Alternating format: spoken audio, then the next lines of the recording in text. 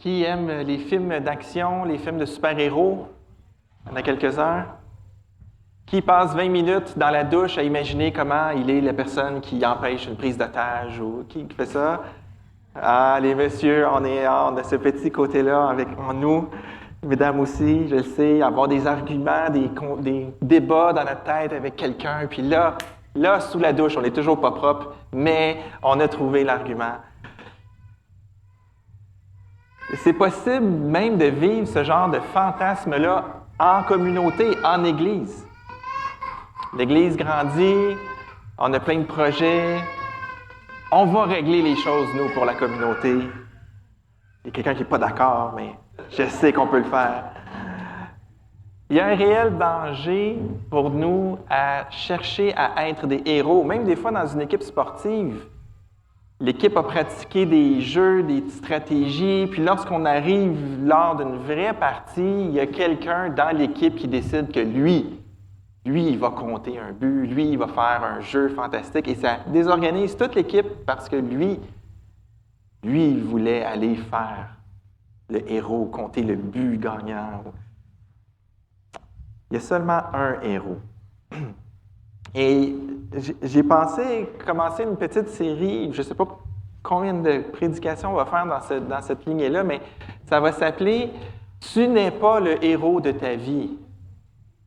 Et je sais que je sais que sur toutes les plateformes, c'est pas un bon truc à dire, on ne sera pas populaire, mais peut-être que c'est ça le clip. « Tu n'es pas le héros de ta vie ». Parce qu'on n'est pas là, le monde ne tourne pas autour de nous. Notre propre monde ne devrait pas tourner autour de nous, même si nous faisons tourner notre vie autour de nous, nos ambitions, nos objectifs, nos épreuves. Ce que l'on vit, c'est ce qui nous préoccupe. Et des fois, c'est nos traditions, des fois, c'est notre histoire, des fois, c'est notre futur. Il y a plein de choses qui tournent autour de nous et qui viennent prendre la place centrale. On ne l'admettra pas, là, mais on va tout faire ce qu'on nous demande de faire pour protéger quelque chose. Ça, c'est ça autour de quoi notre monde tourne. Et ça peut être nous, ça peut être notre famille, ça peut être notre carrière, peu importe. Et c'est vrai, je le répète, autant pour nous individuellement que pour une communauté. On peut vouloir faire tourner les choses autour de nous, tourner nos actions autour de nous. Et ce matin, on va regarder un héros, une héroïne dans l'Ancien Testament qui nous pointe vers Jésus. Elle ne nous pointe pas vers nous, mais on a toujours un petit défi. Lorsque l'on lit l'Ancien Testament, souvent on va s'attribuer des rôles. On lit les histoires et on s'identifie à un personnage et on veut prendre ce personnage-là pour nous. Qui veut imiter l'intégrité de Joseph, la foi d'Abraham, le zèle de David, l'obéissance de Josué, la sagesse de Salomon? On a des livres pour enfants, des fois, avec ces histoires-là, et c'est ça qui ressort. Aie la foi comme Daniel avait la foi dans la fosse aux lions. Et ce n'est pas seulement les livres pour enfants qui ont ça. Je pourrais vous sortir une liste de prédications, d'articles, d'études. Pour les adultes aussi, on se raconte des histoires. On se demande comment on va être David dans une situation, comment on va être Salomon dans une situation. Imitez David, terrassez vos Goliaths. Vos Goliaths sont peut-être les épreuves de votre vie, pour les plus spirituels, des péchés. Et comment la foi en Dieu peut terrasser Goliath. Comprenez-moi bien, c'est des super belles images. Moi, je ne vais pas être fâché si quelqu'un dit « ça, c'est un Goliath pour moi, puis j'ai besoin d'aide pour vaincre mon Goliath ». On n'est pas là pour juger les mots qu'on utilise, mais la véritable question, c'est qu'est-ce que la parole de Dieu veut nous enseigner avec ces récits-là? Parce que des belles histoires, des belles fables, on peut s'en inventer plein, on peut s'inventer plein de personnages. Les fables de La Fontaine, est-ce que l'Ancien Testament, c'est les fables de La Fontaine, où on tire des histoires et des leçons de morale pour nos vies? Qu'est-ce que la parole veut nous communiquer? Et c'est compliqué parce que souvent, les personnages de l'Ancien Testament nous pointent vers Jésus. Et on doit, nous, comme croyants, imiter Jésus. Donc, on pourrait juste prendre un raccourci et décider qu'on va imiter le personnage. Mais vous allez voir pourquoi c'est important de bien placer ces textes-là dans leur contexte, justement, pour comprendre qu'est-ce que la parole veut nous dire et qu'est-ce qu'elle ne veut pas nous dire. Parce que des fois, on se crée toutes sortes de règles avec la parole, pour rien. Alors, pour commencer facile, j'ai pris un texte qui n'est pas souvent utilisé. J'ai rarement vu ce texte-là dans toutes sortes de prédications, et encore moins pour enseigner la typologie. Alors, on a moins de détricotage de fausses idées à faire. On va pouvoir se concentrer sur la méthode. J'ai dit un gros mot méchant, la typologie. Pas besoin de prendre des notes, vous irez le revoir en ligne. La typologie, c'est qu'il y a des choses dans l'Ancien Testament. Je dis des choses, c'est volontairement vague. Des personnes, des lieux, des objets, des peuples, des endroits, qui sont en fait des choses qui nous pointent vers des réalités dans le Nouveau Testament. Donc, il se passe quelque chose, puis dans le Nouveau Testament, on comprend le sens que ces choses-là avaient.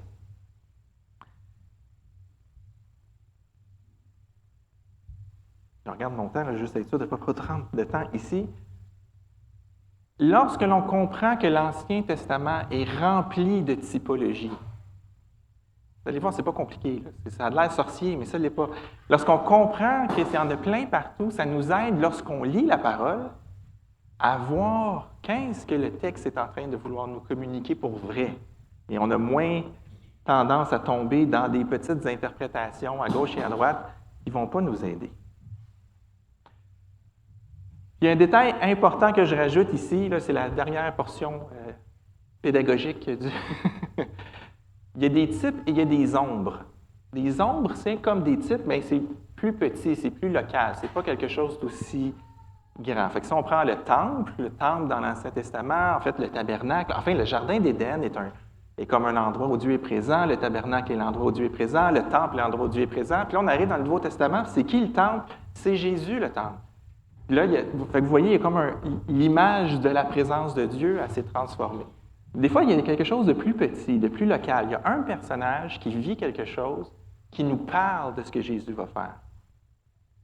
On va appeler ça une ombre. Donc, on va lire ensemble 1 Samuel 25.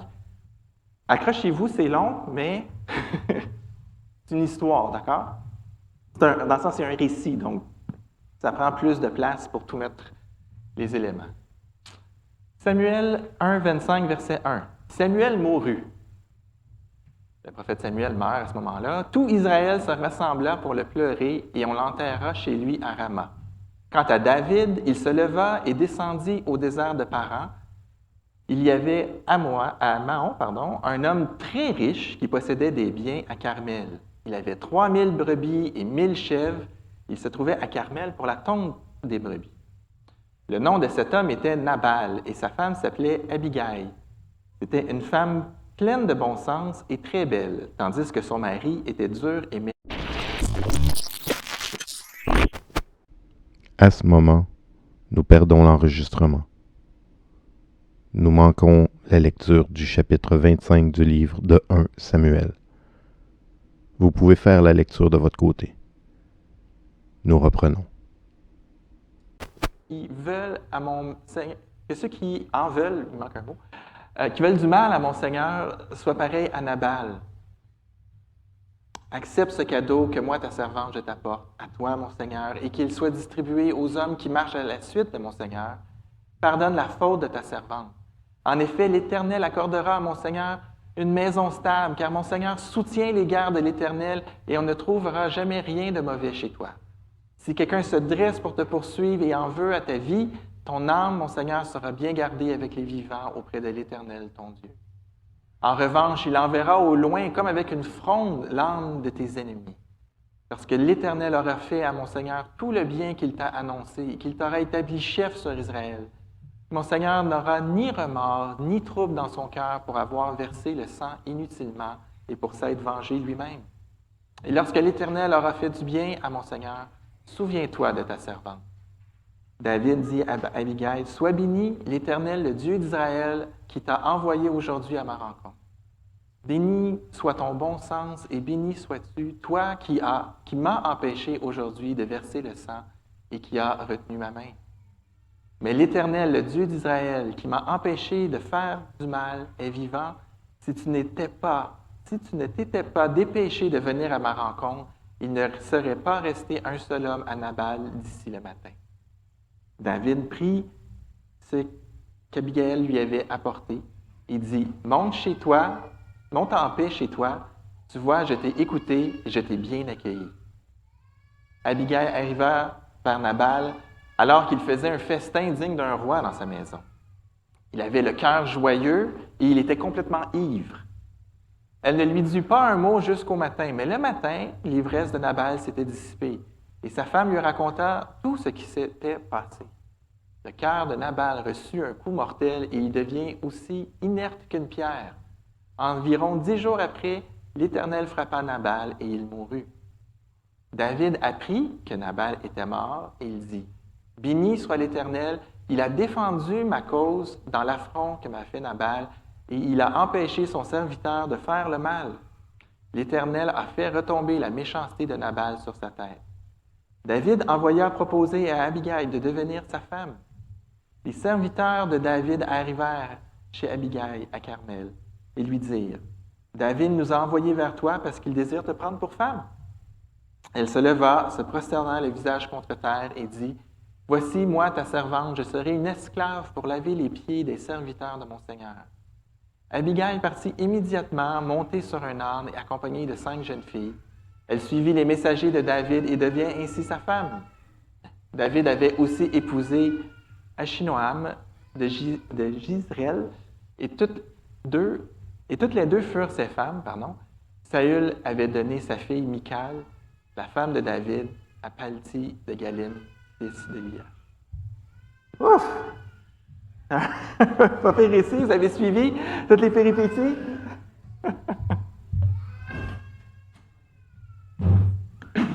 Pardon.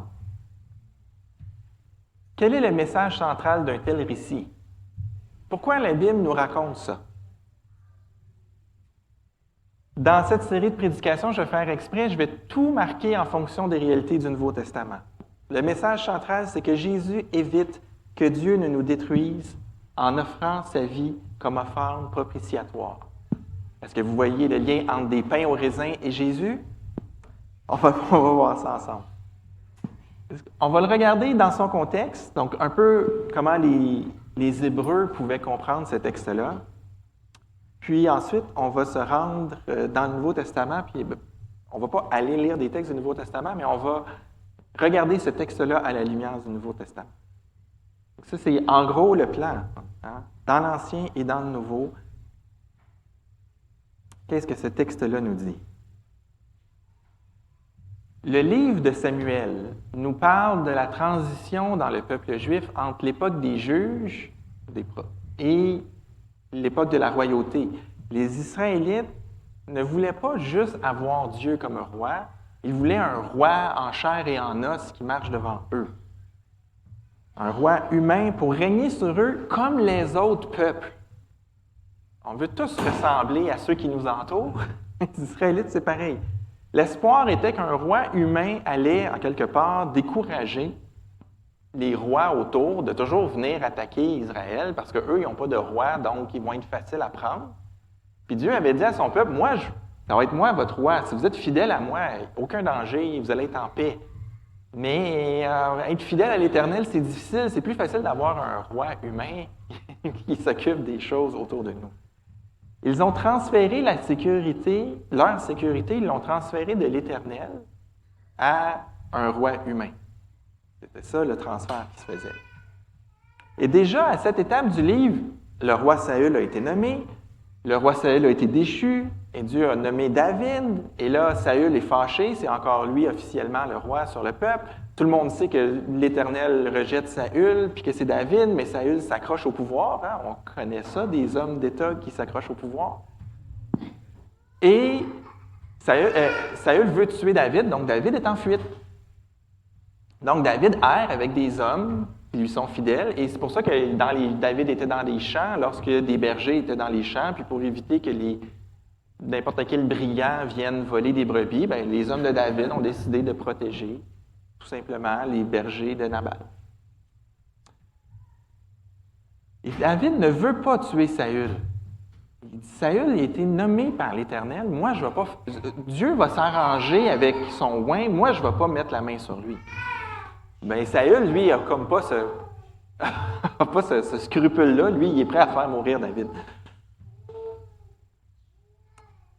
On a Nabal ici, qui est quand même présenté comme quelqu'un de peu recommandable.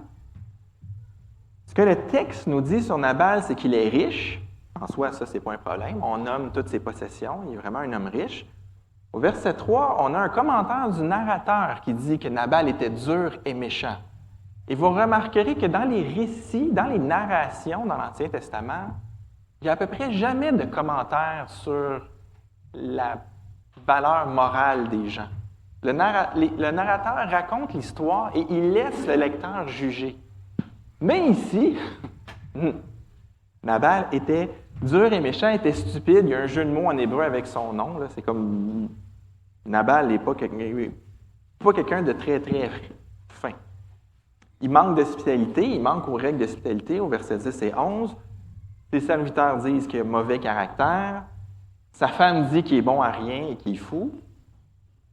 C'est pas un chic type. Dans sa réponse au messager de David, ce qu'il dit finalement, c'est qui est David? Il se fiche de David. Tout le monde dans le royaume sait c'est qui David. Et qui est David? Moi, je m'en fous pas mal. C'est mon pain, mon eau, ma viande pour mes tondeurs. C'était la tonte, donc c'est la fête. C'est un peu comme la récolte. Pour ceux qui ont des moutons, quand c'est la tonte, c'est la fête, on va pouvoir piler la laine, engranger l'argent. Donc, on célèbre. Avec des durs, tout ça, on célèbre. Et là, on fait une fête. Donc, Nabal a abattu des bêtes, a préparé un festin. C'est tout prêt déjà. David arrive, puis ce qu'il veut, c'est une partie de déjà tout ce qui a été préparé pour les tondeurs. Et Nabal dit, écoute, c'est dur d'avoir des bons employés. Entre toi et moi, si tu as un mauvais caractère, c'est très dur de garder des bons employés. Fait qu'il se dit, bien, au moins, on va faire la fête, ça va les aider à rester près de moi. Donc, il manque cruellement à l'hospitalité. Au Proche-Orient ancien, même maintenant, vous allez au Moyen-Orient, être hospitalier de cette façon-là, c'est dans l'ADN des gens. C'est vraiment un affront, ce que Nabal fait. En plus, il fait ça à David. Et comment le roi réagit? Que chacun prenne son épée. OK, même par les standards du Moyen-Orient ou du Proche-Orient ancien, c'est un tantinet, un petit peu exagéré comme réaction. Okay? David est comme, tu veux pas nourrir ma gang, va te tuer, toi et toute ta maison. OK? Bon,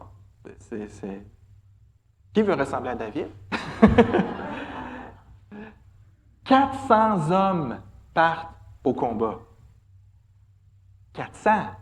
C'est des guerriers, là. C'est pas des fermiers. 400 hommes partent. David ne veut pas juste aller, on va aller y faire peur. Il n'est pas parti chercher les gâteaux qu'il voulait. Il est parti exterminer une maison au complet. Ce que David a dit, David fait un serment à Dieu. Il dit que Dieu me traite durement et que Dieu fasse fleurir mes ennemis si je laisse un seul homme de cette maison-là vivre d'ici demain matin. Il est un brin déterminé, David. Okay? Il rit pas. David a vraiment un tempérament violent. Que Dieu m'abandonne si je ne tue pas tout le monde. En passant, pas dans mes notes, là, mais lorsqu'on fait des serments à Dieu, Dieu n'est pas cave. Dieu n'est pas stupide. Ici, David a fait un serment et il ne l'a pas accompli parce qu'il a reconnu que Dieu était en train d'agir. On va voir ça plus tard, mais faisons attention, nous ne contrôlons pas l'histoire. C'est Dieu qui contrôle l'histoire. Si on fait des serments fous, on a un Dieu qui sait de quelle part on est fait. Et dans notre histoire, on a un autre personnage qui est Abigail.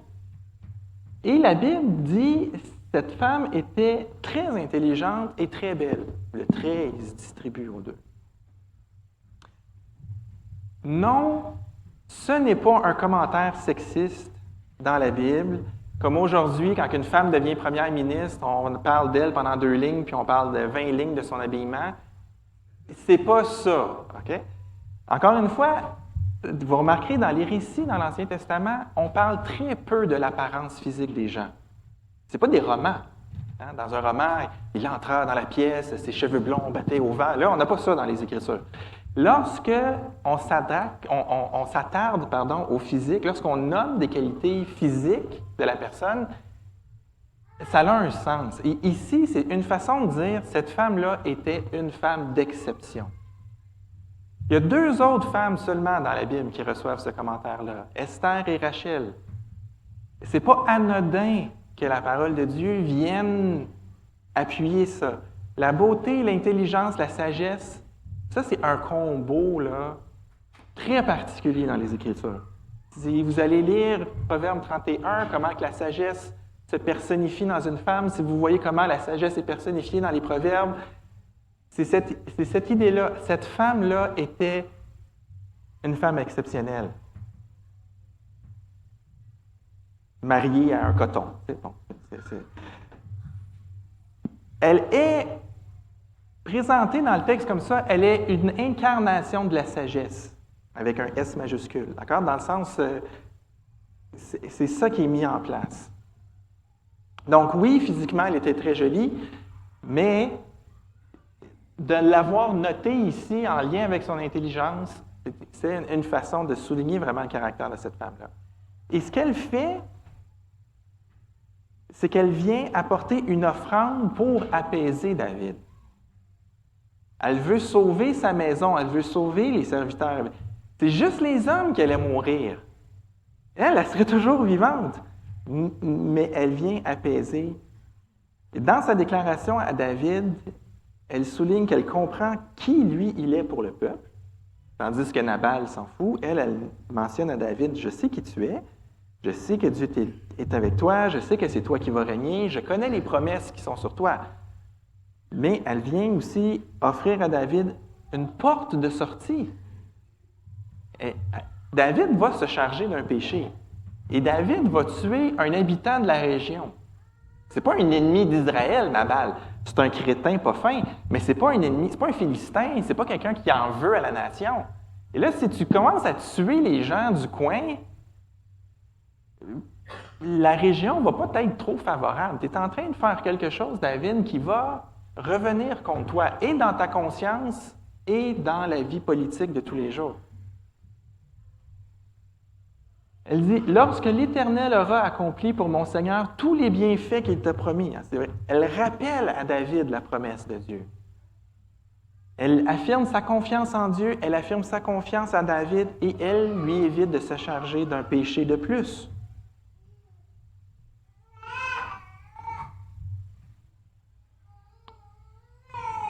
Elle dit, « L'Éternel fera du bien à mon Seigneur et tu te souviendras de ma servante. » C'est comme, Dieu va te venger. Dieu va s'occuper de Nabal.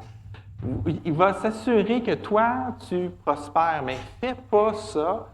Tu vas te charger d'un péché et tu vas te mettre dans le pétrin.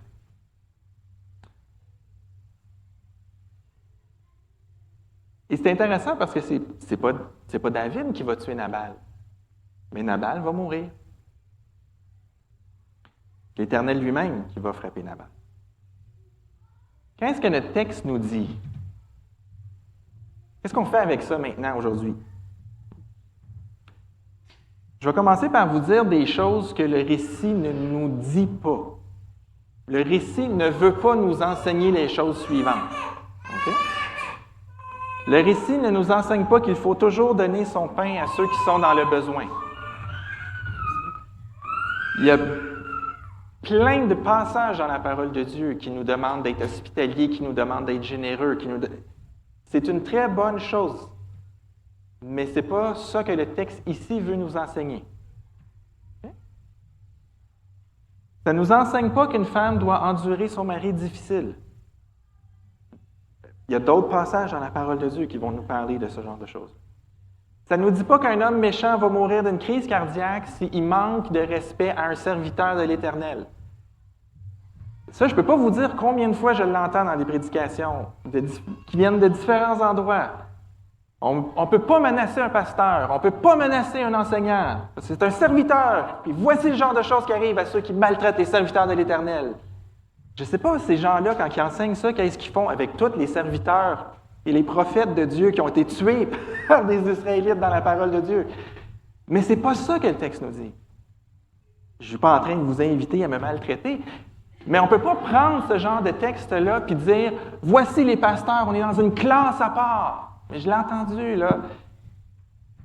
Ça m'horripile. Des fois, je suis furieux devant mon ordinateur quand j'entends des choses comme ça. C'est comme...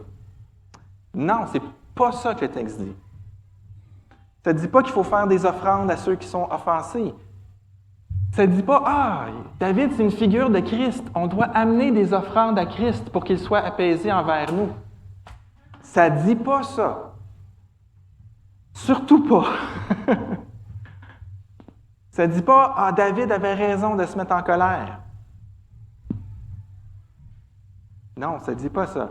Au contraire, le texte nous dit que David n'avait pas raison de vouloir aller exterminer Nabal. Défendre son honneur, défendre sa réputation, c'est important. Moi, je fais comme David, je défends ma réputation. Ça va prendre des Abigail autour de toi pour t'empêcher de faire des niaiseries. Et on a besoin de femmes de qualité comme ça. On a besoin d'être des... Mais on a tendance, il y a des gens qui vraiment s'attachent à ce genre de passage-là. Quand on fait ça, on se place, nous, au cœur de l'histoire biblique. Ce n'est pas l'intention de la Bible. OK, pour un Hébreu d'abord, qu'est-ce qu'il devrait comprendre? Il devrait comprendre que la sagesse est mieux que la folie. Ça, c'est quelque chose que le texte enseigne.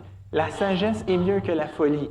C'est ce que les psaumes enseignent, c'est ce que les proverbes enseignent, c'est ce que l'Ecclésiaste enseigne. Il y a plein de passages dans la parole qui vont nous dire la sagesse, la crainte de Dieu. Nabal, oui, il a méprisé David. Il a méprisé le fait que Dieu, que l'Éternel avait choisi David. Nabal, c'est pas juste David qui n'a pas craint. Il n'a pas craint l'Éternel. Et deuxièmement, c'est bien Dieu qui prend en charge de délivrer David de Saül et du reste de ses ennemis. Et il délivre le peuple de ses ennemis. Au chapitre 24, David avait l'occasion de tuer Saül, il ne l'a pas fait. Là, on a le chapitre 25 avec David qui veut tuer toute une maison parce qu'il manquait de pain. Puis au chapitre 26, David a encore l'occasion de tuer Saül. Il ne le fait pas. C'est comme si le chapitre 25 vient conforter David dans le fait que, oui, parce que tout le monde dit à David, vas-y, tue Saül. Tue Saül. Puis tous les hommes avec lui, écoute, on a plein de fois, on a l'occasion de le tuer. Puis David est comme, non. Non, mais là, ça commence à peser sur David. Puis là, entre ces deux épisodes-là, où clairement David aurait pu tuer Saül, on a cette petite parenthèse-là, en quelque part, où David se fait rappeler, et le peuple qui lit ça se fait rappeler, c'est Dieu qui nous délivre de nos ennemis. C'est Dieu qui nous délivre de nos ennemis. C'est pas le roi puissant qui nous délivre de nos ennemis, c'est Dieu qui nous délivre de nos ennemis. Donc, pour un Hébreu, là, ça, c'est ce qu'il retient de ce texte-là. Dieu honore son serviteur, Dieu honore le roi, Dieu honore le prophète. Et ça nous amène à comprendre que Dieu va honorer le Messie. Le fait que les ennemis ont été vaincus montre que Dieu soutient son peuple et le roi qui lui est fidèle. Crois en l'Éternel, crains-le, fais-lui confiance, il agit selon ses plans. C'est pas « il va faire réussir tes plans ». Aie confiance en l'Éternel, il fait ce qu'il dit. Il agit selon ce qu'il dit.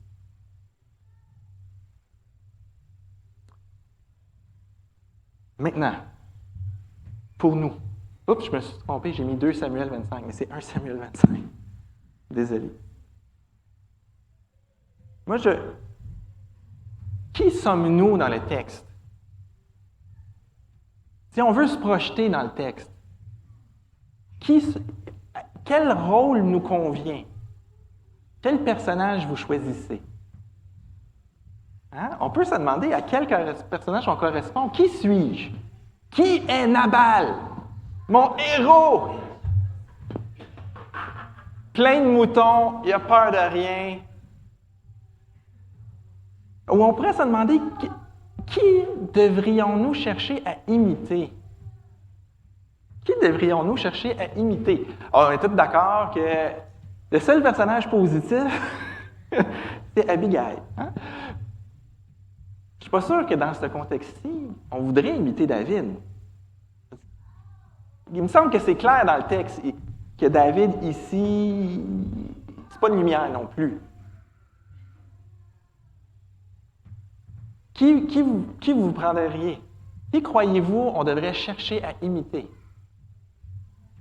Ah, ça a l'air... Non. Nous sommes les serviteurs de Nabal.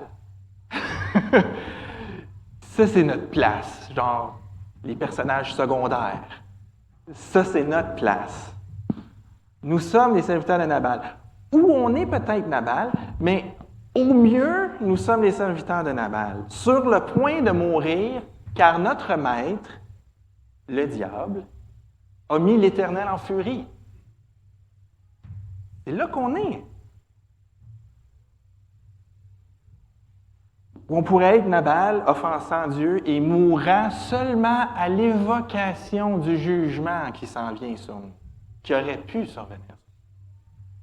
Mais si on est ici ce matin, si tu as cru en Jésus, si tu as cru que Jésus est celui qui apaise le Père, ta place, comme la mienne, c'est dans le groupe des serviteurs.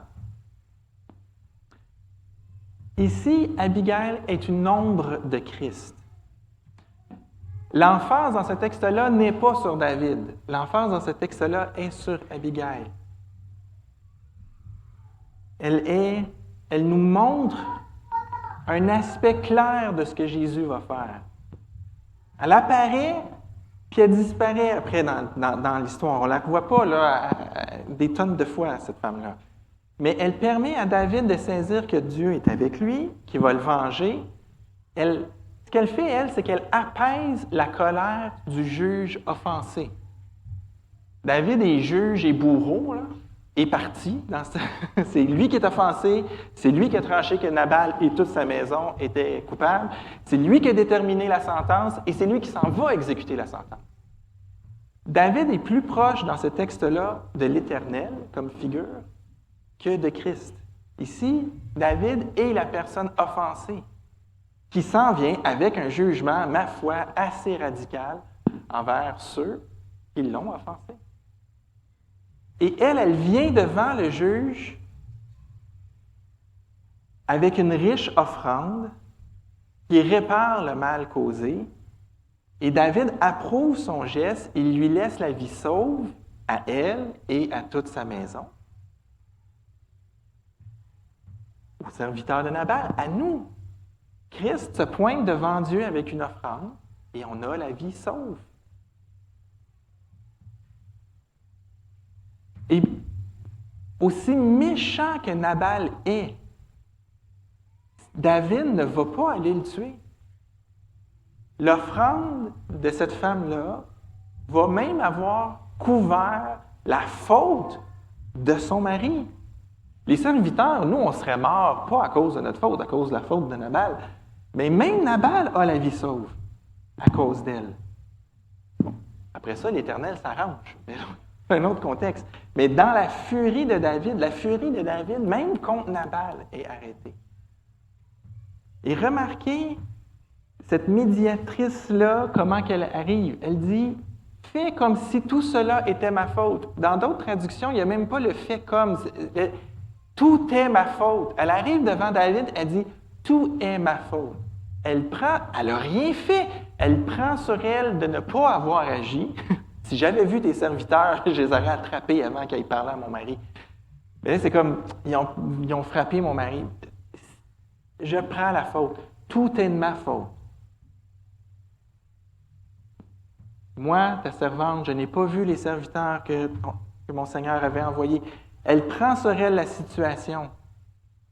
quand même la décision de Nabal, là. Mais elle prend sur elle et elle offre à David quelque chose pour qu'il lui pardonne comme sa faute de ne pas avoir vu, de ne pas avoir pu intercepter ses serviteurs avant. Et Jésus va faire pareil pour des gens méchants. Il vient mourir sur une croix, oui, comme victime expiatoire. Ça, on en parle souvent, il expie le péché. Mais ici, notre texte, ce dont il nous parle, c'est une offrande propitiatoire. Une offrande qui rend Dieu propice. Une offrande qui rend Dieu favorable. Dieu nous regarde favorablement. Il accueille l'offrande de Jésus favorablement. Comme David va le dire dans le texte, « Vois, je ne te fais aucun mal, j'accepte ce que tu me donnes, va en paix. Je te donne ce que tu demandes. Je suis favorable à ce que tu viens de me demander. »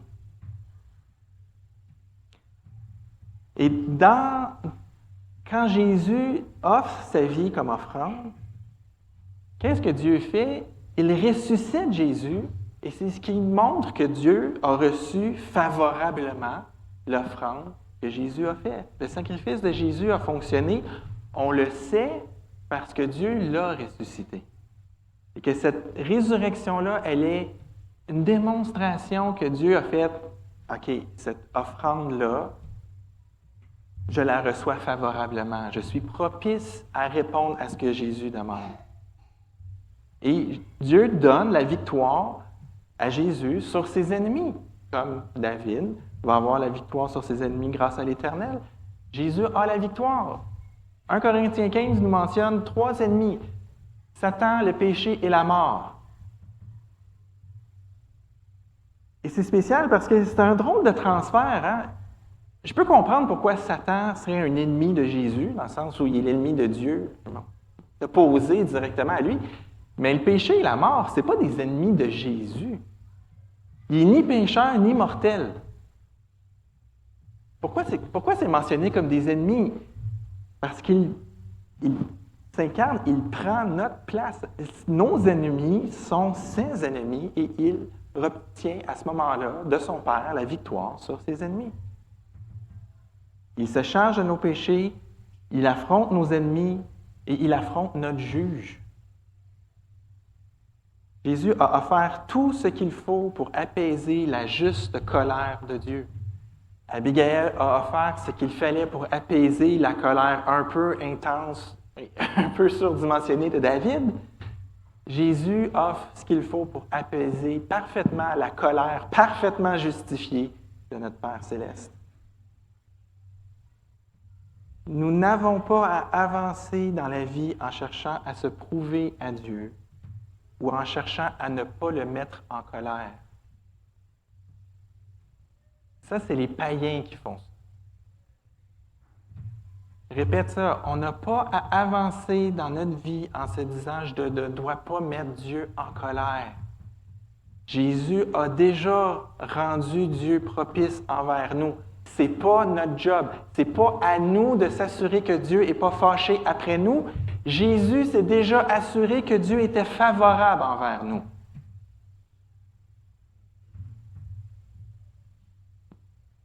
On avance en sachant que Dieu est apaisé.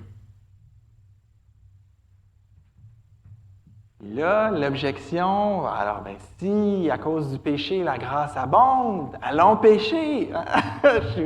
Qui y a pensé? À toutes les fois qu'on relaxe les contraintes sur nous en se rappelant la grâce, la première chose qui pointe sa face, c'est de dire « Oui, mais ça va juste encourager les gens à pécher et à pas prendre les enseignements du Seigneur au sérieux. » Non, c'est pas la motivation pour l'obéissance ne doit pas être la crainte de la colère.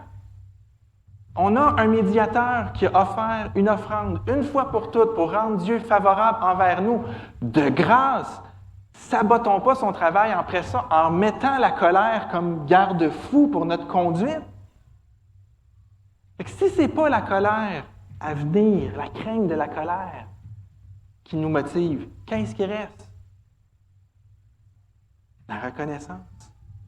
Il reste la reconnaissance, il reste l'amour, il reste la confiance. Pas la peur, pas la duplicité, pas la manipulation. On ne négocie plus avec Dieu. On a déjà eu Abigail qui l'a fait. On a déjà eu Christ qui l'a fait.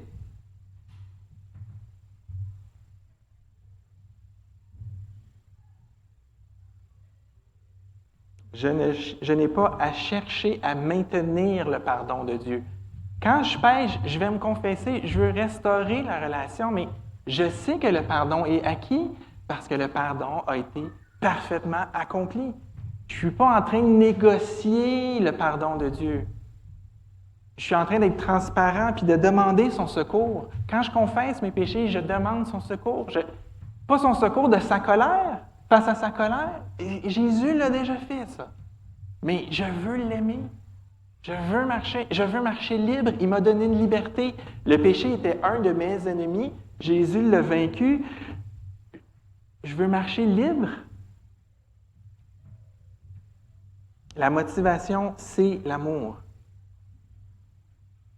Et un amour qui prend ses racines dans la sécurité du pardon de Dieu, dans la sécurité que Dieu m'est favorable. C'est pas juste que Dieu me pardonne, OK, je te détruirai pas. C'est viens avec moi, je veux te bénir, je veux te donner plein de choses, je suis favorable à toi. Pas juste que je te tolère. Dieu ne nous tolère pas. Il nous amène avec lui, il nous veut avec lui. Vous savez, parfois, je vais faire des courses à l'épicerie, il manque quelque chose. La blague à la maison, c'est que je vais chercher du lait, fait que c'est comme le papa qui part chercher du lait puis qui revient jamais, là. Fait que c'est comme notre running gang dans la maison, c'est un peu noir quand on y pense, c'est un peu sombre, mais bon. Puis souvent, je vais lancer dans la maison, je vais à l'épicerie, qui vient avec moi?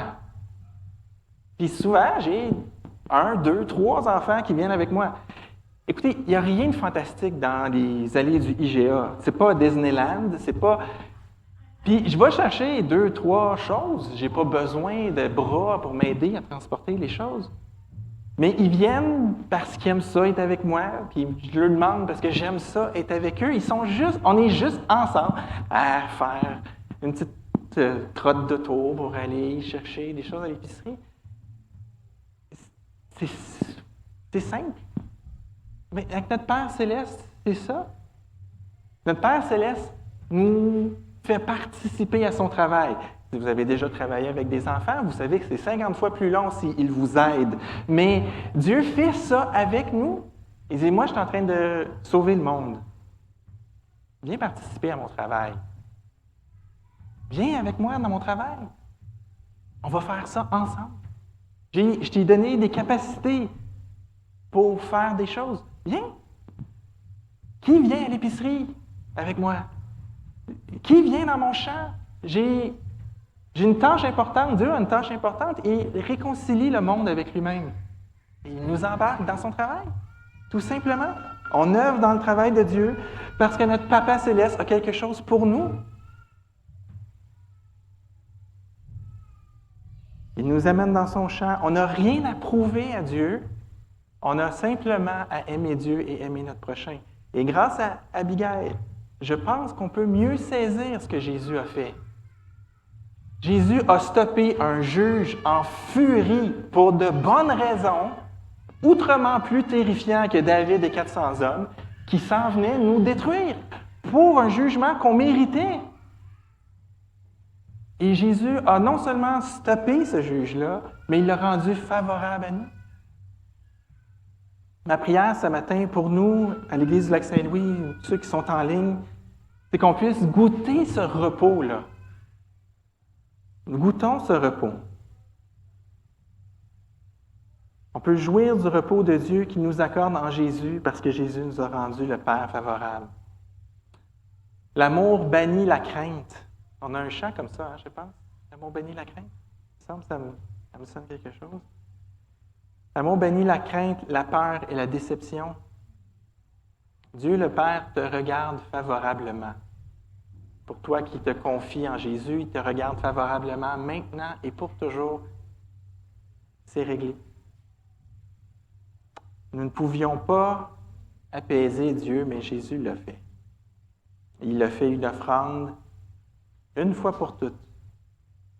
Alors que le Seigneur vous bénisse abondamment encore plus.